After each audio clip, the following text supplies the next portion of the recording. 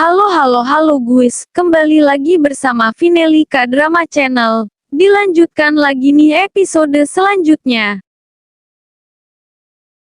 Drama Hometown Cha-Cha-Cha episode ketiga ini dibuka dengan Hye Jin yang ingin pergi ke Seoul untuk menghadiri acara pernikahan temannya. 입고 갈 갑옷을 결혼식 아니었어? 왜 아니야? 개원했다.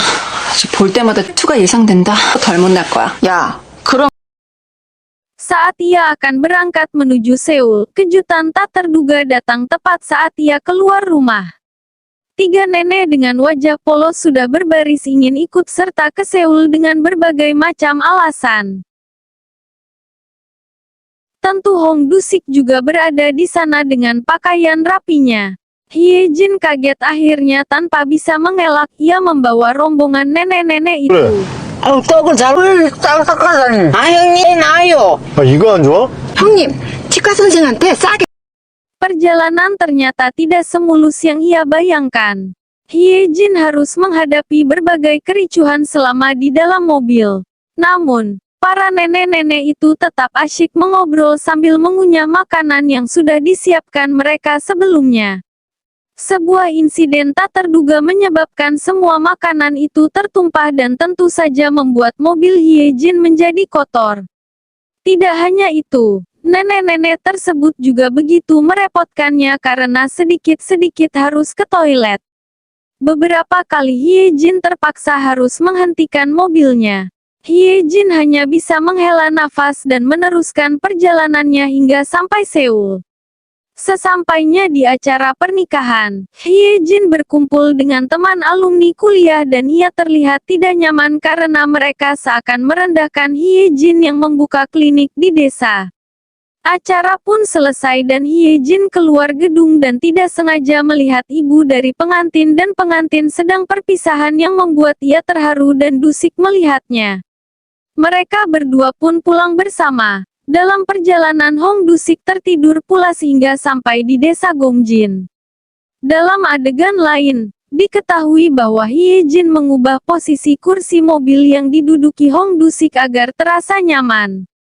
Tidak disangka, momen Du-sik dan Hye Jin di depan gedung pernikahan sempat terpotret oleh salah satu teman kuliah Hye Jin. Teman kuliah tersebut langsung membagikan foto tersebut di grup obrolan kelas. Teman Hye Jin lalu mulai bergosip bahwa Hye Jin kini sudah memiliki kekasih. Hye Jin berencana mengaku bahwa Du-sik merupakan kenalannya yang kebetulan bertemu di sana. Sebelum sempat mengirim balasan, teman lainnya mengatakan bahwa Du-sik tampan sekali dan bertanya di mana Hye Jin bisa menemukan pria setampan itu. Setelah kembali ke desa Gongjin, Yoon Hye Jin kembali bekerja seperti biasa. Salah satu pasien yang datang ke klinik Hye Jin di episode 3 adalah seorang nenek. Nenek ini orang yang selalu memberi Du-sik makan sepeninggal kakeknya meninggal.